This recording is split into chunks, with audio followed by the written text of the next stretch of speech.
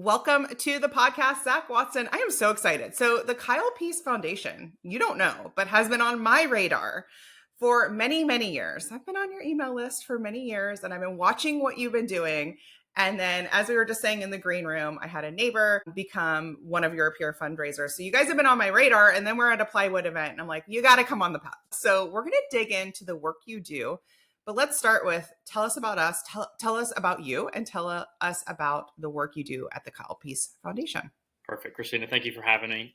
This is an honor. This is probably one of the first few podcasts I've been on, so it's nice to kind of change up a little bit for me.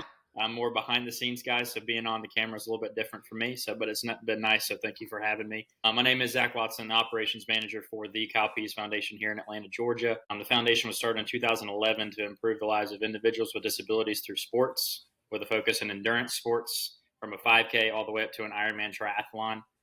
So we got to do a wider range of events. And so we provide these opportunities for these athletes and these families to come and participate, not only just in a race, but it gives them opportunities to create community, to find new friends.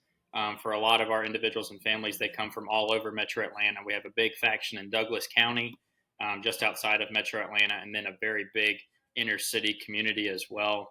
That we've built, as well as we've continued to grow from 2011 on.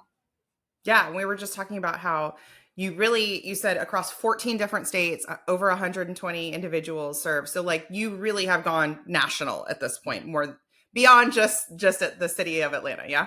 And just like Brent and Kyle's book, it's also called Beyond the Finish. So that's where we've kind of grown, is trying to do more stuff than just the event itself. It's creating that bond and that community from the volunteers and our ambassador team program that we have with some of our major, bigger volunteers, to our athlete program, and just kind of continue to grow that as well. So we're going to dig into ambassadors, but before we do, I want to talk just a bit about Brent and Kyle. Tell me about them. And for our listeners who don't know, tell us, there's a magic between the two of them. So tell us about that. It's very interesting to see. We actually did a ride with them yesterday as they're training for the Ironman World Championships in October. And we did about a 3-hour ride with them yesterday, and I was doing some filming and some kind of trailing behind them up in North Georgia and Cartersville area. So their dynamic is very interesting. They're brothers. They're about 3 to 4 year age difference. Brent's older than Kyle. And so that's an interesting dynamic to kind of see it as just brothers, but also to see it as coworkers and executive director to the chief inspirational officer, as Kyle's tag and job title is. Here with the Kyle Pease Foundation. But the relationship's really fun to see sometimes, where it's like they're just jabbing each other in the office sometimes, like typical brothers do. And then sometimes it's like, all right, well, we can work together. And it's really cool to see them since I've been here, and that would have been March of 2022. So a little over 2.5 years now. That have been with the Kyle Pease Foundation. There's only a handful of events I've seen them actually do together. As we've grown, the amount of events that they get an opportunity to do is not as much, just with timing and things like that. And being the executive director, Brent's all over the place trying to create opportunities for everybody, and Kyle's doing speaking engagements. That's kind of more of what they do together, is more on the speaking engagement side and not as much the events. This year's a little bit different with them doing Kona and going back to Hawaii for the World Championship. So we've had a lot of more training events and actual smaller running events. They did the Publix half back in February together. So that was the first time they've done Publix in probably close to 5-6 years, just because Kyle's had a good relationship with a handful of people that like to run with him for that event. So they've kind of made that switch off in that trade. But it's been really, really cool to see. I would say Brent as a boss has probably been one of the best coworker boss situations, because we are such a small team and we have to work together on a lot of different projects. Seeing that and us working together has been really, really neat. And then just a relationship with me and Kyle has been great, because we spend a lot of time together, whether it's me picking him up from MARTA or we take MARTA downtown. There's sometimes he likes to be, hey, let's go get lunch downtown and we'll just ride MARTA. So he likes to show me what MARTA's like. For those that are not local to MARTA, MARTA is the public transit station system here in Atlanta. That's really popular for missing the blowing up of the Georgia Dome. not too Oh much. yeah. If you remember that Parking in front of it. yeah, That's right. yeah, Yep. it's a great story. And Kyle likes to always talk about that one because he was like, "Yeah, I should have been on that bus that day." Yeah.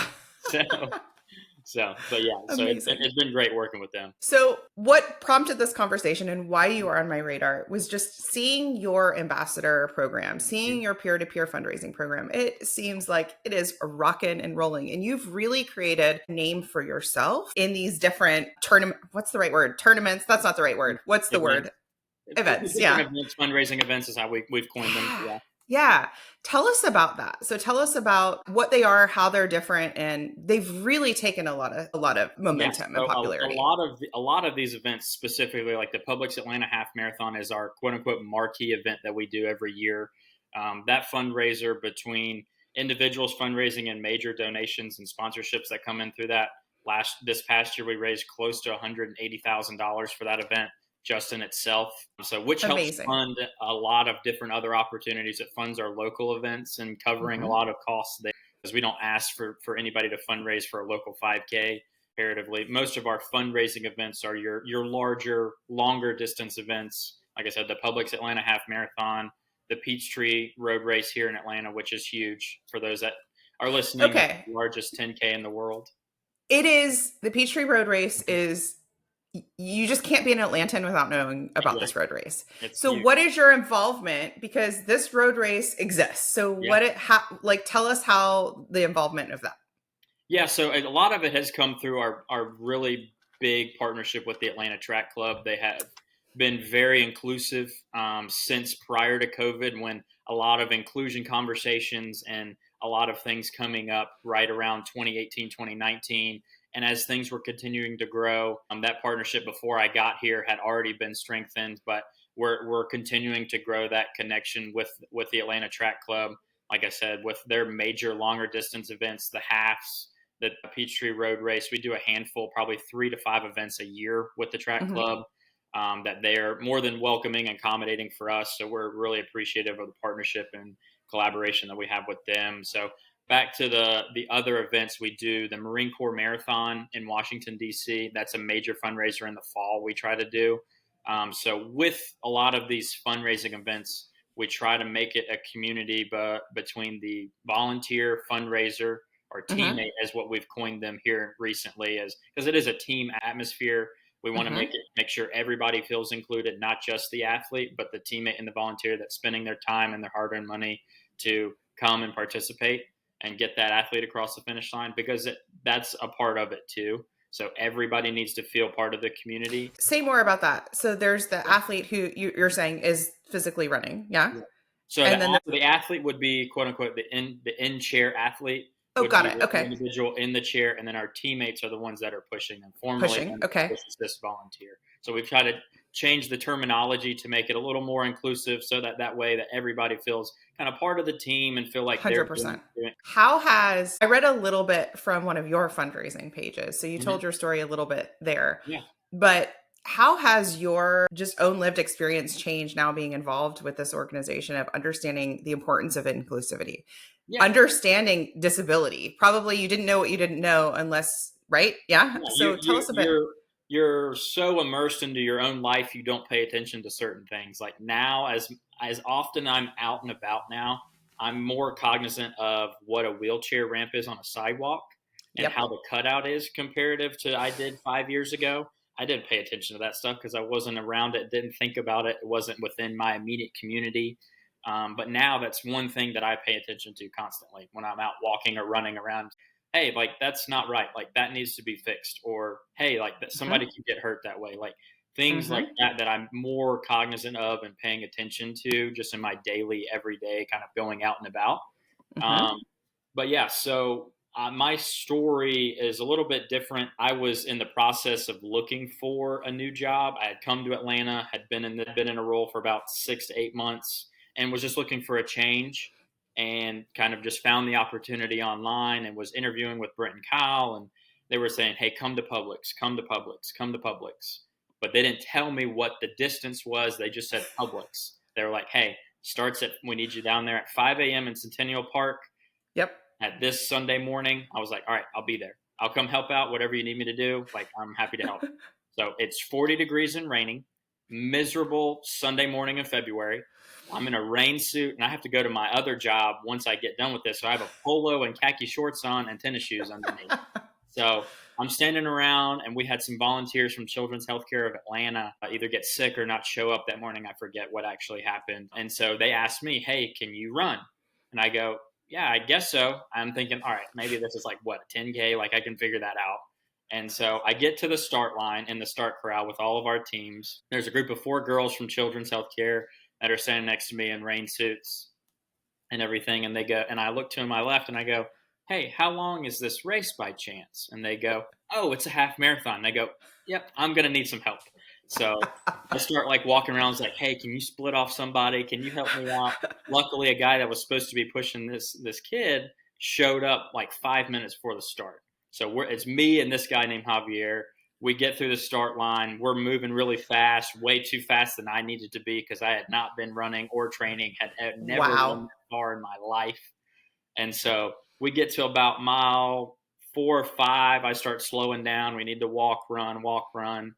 We get to mile 7, going right on I guess that's the northern part, going to Piedmont Park on the backside over there to come run through the park at that part of the course. They've changed a little bit this past year. But we get to there. I was like, "Hey, man, like I need to walk for a good while. So you keep pushing. Like if I catch you, I catch you. If not, I'll see you at the finish line. Just get him across the finish line. That's all that matters at the end of the day." And so we made it through. And I looked like I had sea legs when I walked back to the staging tent. And Brent's looking for me. I'm like, "Hey, man, can I help?" He was like, "No, man, we got it. You did it. You're good. I promise." And then I always say that I ran a half marathon to get my job because at that point Brent couldn't tell me no.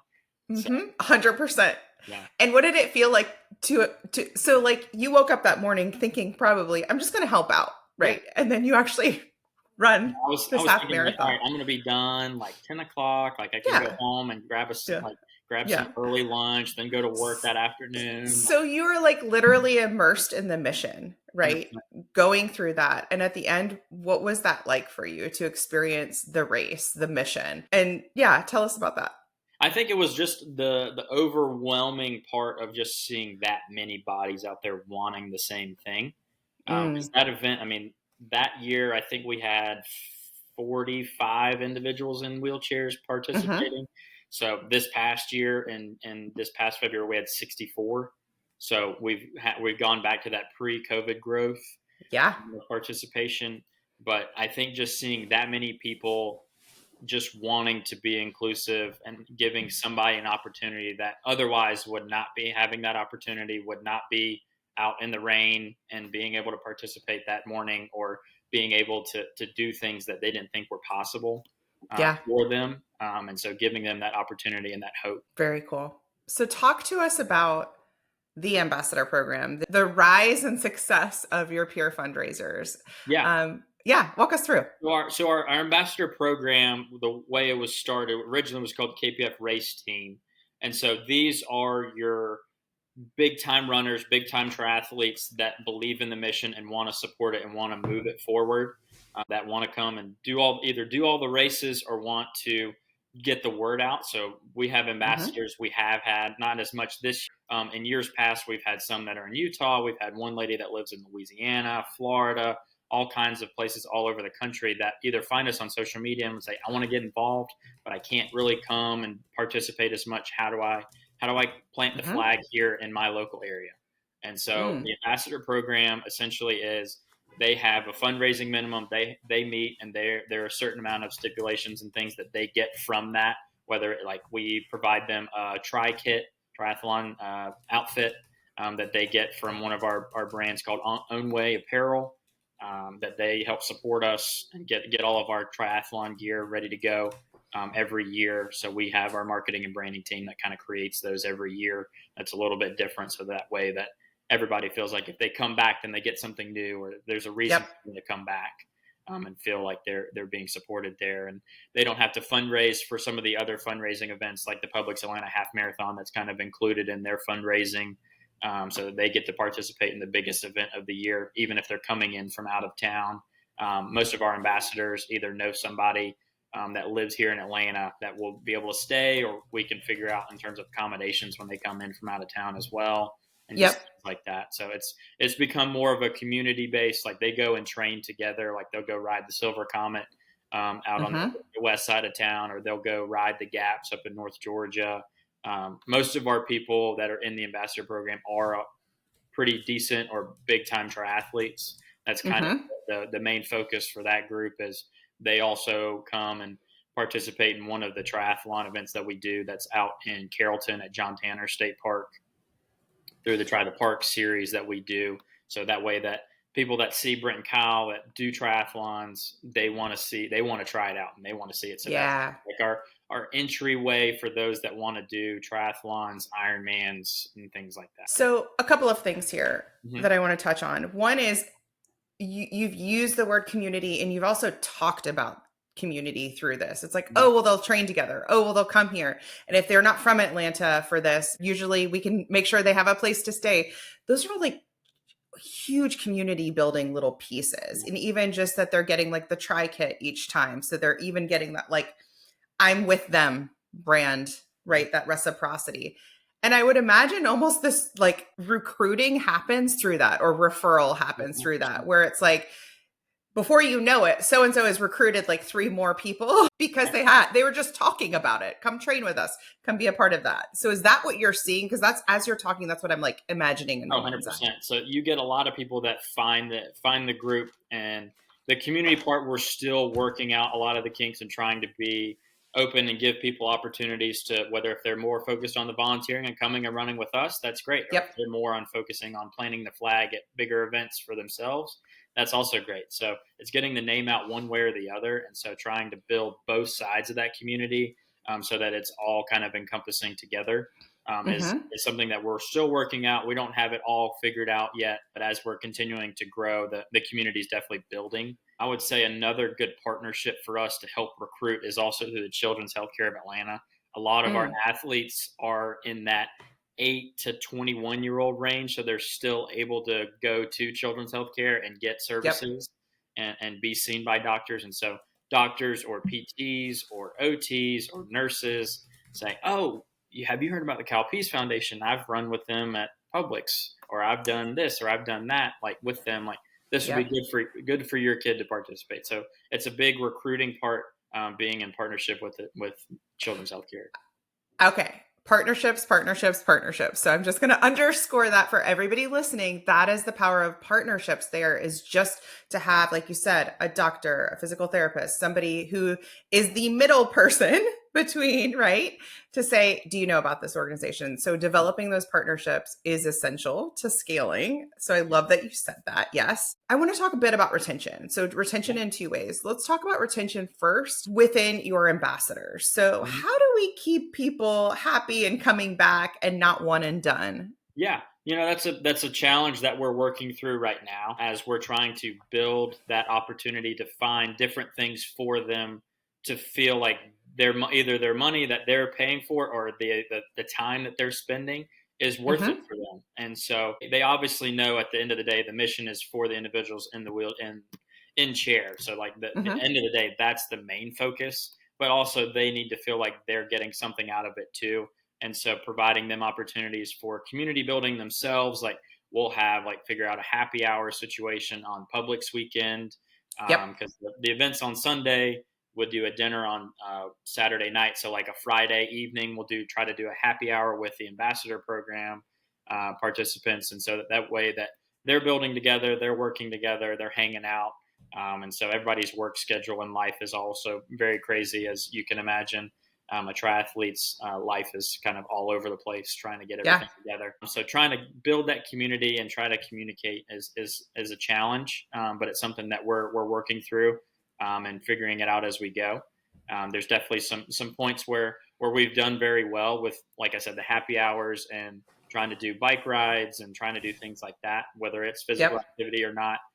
We also have an end of year athlete celebration that the ambassador program kind of puts on for our in-chair athletes and their families. And so that's kind of part of that team building, that they feel like they're doing something more as well. So they want to be Mm-hmm. more involved. They want to do this. They want to do that. Like they give us suggestions because they Nice. want to be involved and they want to do things. So we try to make it happen as best as we can with the budgets that we have. Yeah. But we're definitely open to hearing and growing as we learn from them as well, because they definitely give us feedback when we need it. I love it. I love it. I love that that's also top of mind, is that you're keenly aware of like, how do we build off of the people in our community today and tomorrow? And like, what Yeah, are those next steps? yeah, As far as retention goes, because right now I can like, you have so many peer fundraisers going mhm, right now. So yeah, just so other people can get a sense of it, mhm, like I poked around, I did some detective work. I went onto your fundraising tools page and there's lots of peer fundraisers going mhm, on for different events, mhm, which just makes my heart happy because I love that you're not saying, how do we fundraise alone? How do I, you're not dialing for dollars, right? So yeah, we're spreading out with it with influence and advocates and ambassadors. Now, inevitably, with these peer fundraisers, we have a lot of donations that come in from all sorts of places, from people's friends, family, coworkers, aunts, friends of friends.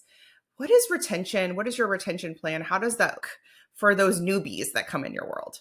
yeah. I think it's just showing them where their money's going. I think the biggest thing that we've seen in recent donorship and participation is people want to see what the impact is. People want to see Mm-hmm. impact.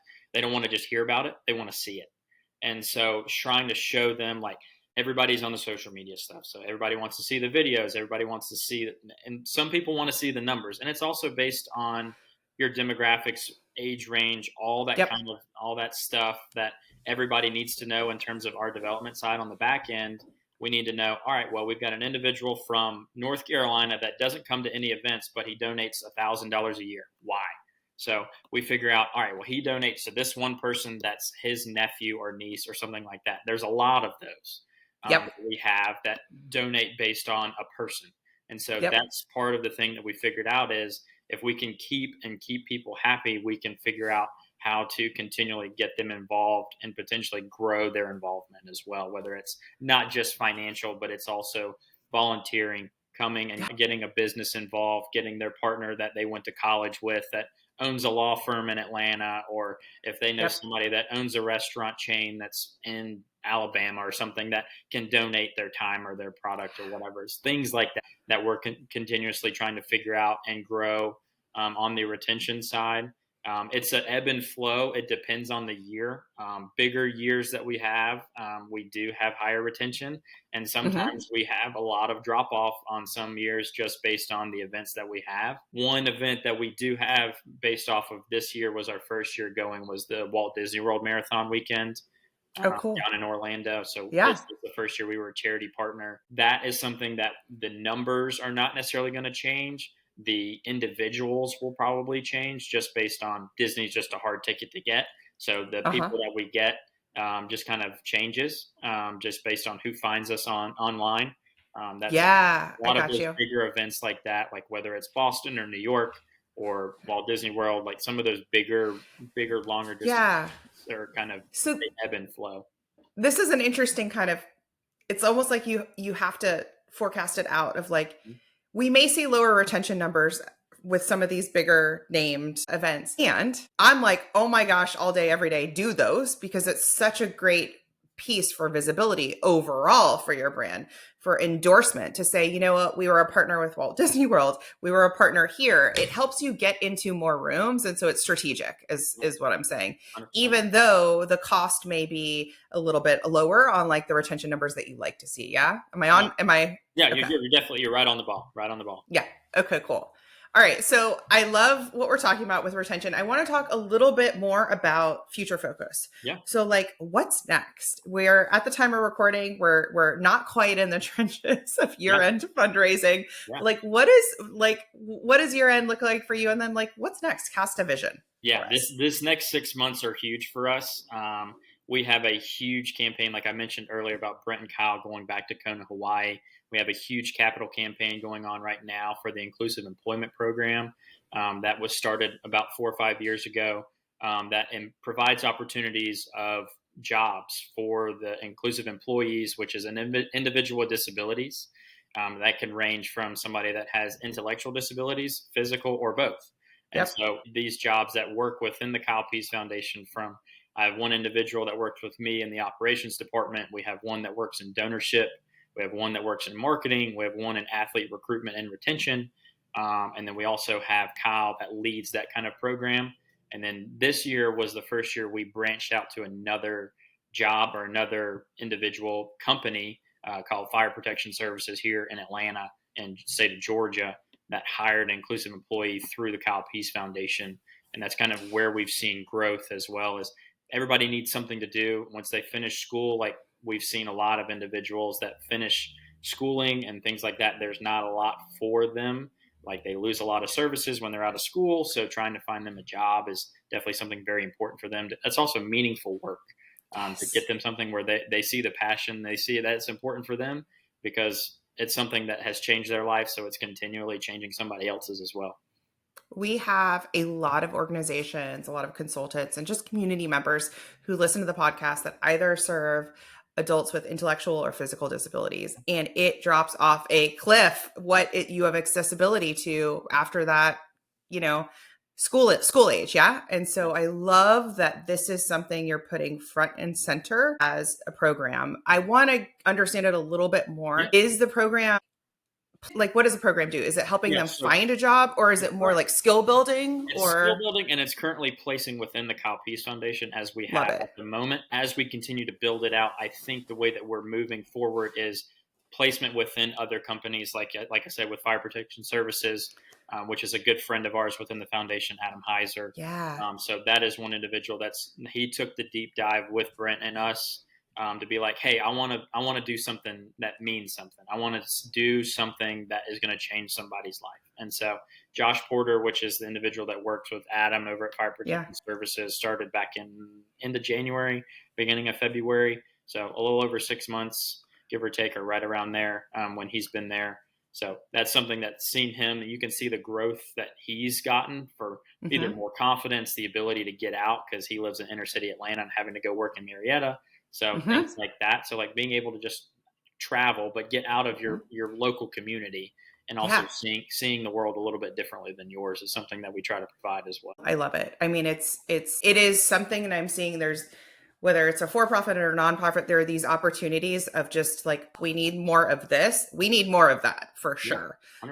So I love that you're investing in that and putting that program forward. All right. So that's big for year end. It sounds like it's huge. And tell us like, what else, like what's on for next year? You said Kona, Hawaii. That's happening this year though. Yeah. So that's October. So it's right before Halloween. Ironman World Championships. For those that are listening that are not Ironman triathletes, that is a 2.4 mile swim. That's a 112-mile bike and a marathon run to cap it off. Amazing. Yeah. So cool. So I follow Jesse Itzler. I feel like you probably know him. Okay. Actually not too long ago. So this is he is just Mr. Sarah Blakely, I often say to my audience. So he's just so funny, and he's just tell it like it is. And I feel like he wakes up every day naturally with like 10 pots of coffee. So he's very high energy. He is the Energizer Bunny. Yes. I have watched him compete, and it's fascinating. It's absolutely fascinating to watch him compete in all these different crazy races. So I mean, that's so cool. Awesome. Yeah, the event I did that he's part co-founder of is 29029. Okay, that's his. Okay, got it. Tell us about that event, because that was cool. It was definitely the most physically and mentally challenging event I've ever done in my endurance career, which is very short, but that's definitely something that was very interesting to train for, to figure out mentally, and to actually go do it. Did it in Jackson Hole, Wyoming, which is, if you've never been, would highly recommend it. I understand why the cost of living is so outrageous out there now, because everybody wants to live out there. It's beautiful. It's gorgeous, yeah. So it was a great time. It was 19 ascents up the Snow King Mountain in 36 hours, which is a 1.1 mile hike. So it was. And so this is the version, everyone, that my neighbor did, but he did it in Vermont I believe so. Yeah. Okay. And so you're just huffing it up a mountain and down, and huffing it up a mountain. I'm going to say it in layman's terms. Yes, huffing it up and down. You take the ski lift down. So you're not having to come down, which is nice. But I think it was like pouring rain. It was really rough conditions. Yeah, it was. And gross. those. He different from what we've been talking about. So he wasn't involved in working with one of your athletes who is a wheelchair user, but Yeah. he was fundraising for Right. this. So Yeah. like this is another example of like fundraising in the wild where maybe you're doing some other event or competition or something like that. And you and your team, he fundraised. I think Yeah. he did a Yeah. 20K or something like that. Brent is the head coach. He's one of the main coaches for 29029, which created the opportunity for us to be kind of input as a, hey, we've got a certain amount of entries that we can allot for the Kyle Pease Mm-hmm. Foundation. So y'all can sell those at whatever the fundraising number you want to set for. These are the costs that we have for it, and this is what the Kyle Pease Foundation would pay for. This year in itself, this event, all across all of the events, is going to raise about $300,000 for the foundation. So we're sitting at about 225, 250 right now. So we're on the home stretch for that. Amazing. So it's looking good. So big numbers coming forward for sure. What would you say to another organization or even a board member or somebody Yeah. listening who's like, I want to do what they're doing? How do we break into this style of ambassador fundraising where maybe it is physically event driven, but maybe it's not. Maybe it's just something else because you, again, have really cracked the code of getting people involved. It's still mission forward, and yet they get to do something for your mission where it's, physical or the coming I think together. what you need to do first off is figure out what you're trying to accomplish. You need to know what the goal is, whether it's all right, we need to raise $5,000 and we need to do it by next week or Mm-hmm. whatever you need to do. Figure out a game plan of all right, well, we've got this amount we've got to get to by the end of the year. We've got an idea for an event, whether it's plywood does a big auction. Mm-hmm. There's different things like that. You can get board members. You can get big fundraisers or big funders that can donate their time, their services, their businesses services, things like that, and you can auction it off. That's what plywood I've seen has done. There's other opportunities if you can get in with these major races and Yep. things like that. That's a very popular opportunity. Local 5K, 10K stuff that you can see, and especially in Atlanta, that happens every other weekend or more. That there's a local 5K supporting some fundraisers, somebody, something, for the most part. So different things like that, and just finding what your group is looking for. And so it doesn't Yep. always have to be event based. That's a Yep. great opportunity and a segue to get people involved, but that's not the only way. Yeah. I've worked with some people through, like you mentioned, we met at Plywood Place through the Chick-fil-A Mm-hmm. cohort Yep. program. And so with that, there was one individual she does focused on artwork. And so they do an art show. And so they sell the artwork from the kids that Yes. within their program that they serve. So to help fund what they do, different things like Yep. that. So it just depends on what the group does, what they're trying to accomplish, and just kind of where they're kind of going. So Really smart. make that game plan, make that kind of path to where you see Yeah. yourself going, and just be prepared that it's not going to go the way that you plan. Wait, Especially what? exactly, yeah, you would think plan's foolproof, like it's going to be perfect. No, I've worked in events long enough that nothing goes perfectly. You have to be able to pivot. You have to be able to figure out where the opportunities that you can pivot or you may need to within your planning.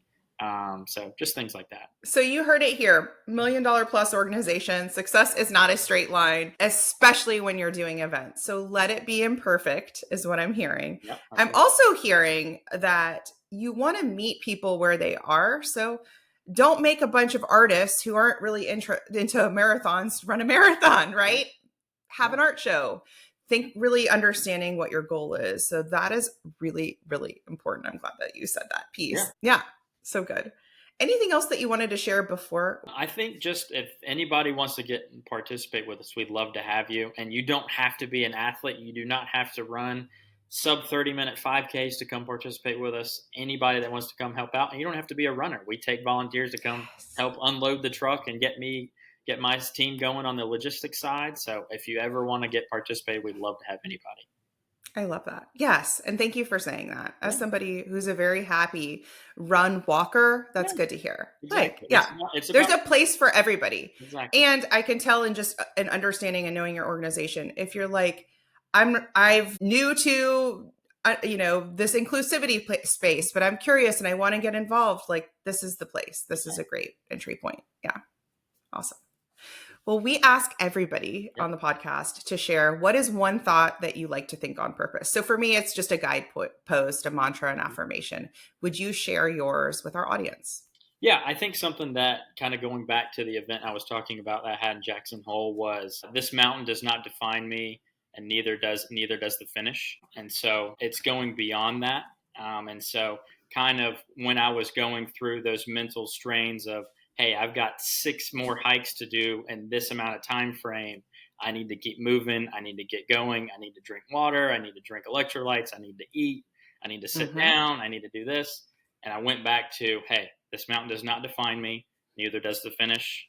And so I got to the finish. It doesn't define me because there's so much more that I found within myself through that event and through that challenge.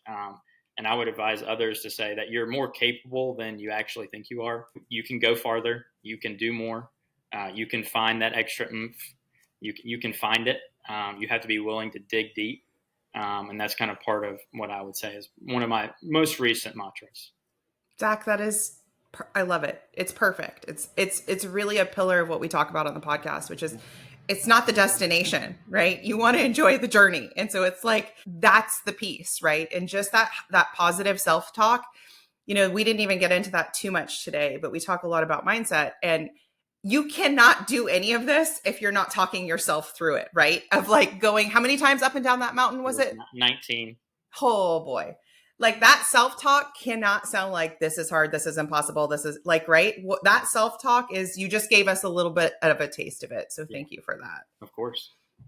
All right. Where can everyone follow, get involved with your organization? Tell us Yeah, I all the think things. best places, we're on all social medias, Instagram, Facebook, Twitter, X, whatever you want to call it. The Yep. Kyle Pease Foundation, just search us up. You can find us at the kylepeasefoundation.org as well. We have all kinds of things for you to get participated in. If you want to hang out, we'd love to have you. Set up a call. I'd love to talk to you as well. Yeah. Yeah. Give them a follow on Instagram because you were talking about social proof earlier. And yeah, your videos are great and your content is excellent. And no wonder that community is right there. Thank you for coming on today. This was such a great conversation. Of course. Thank you for having me.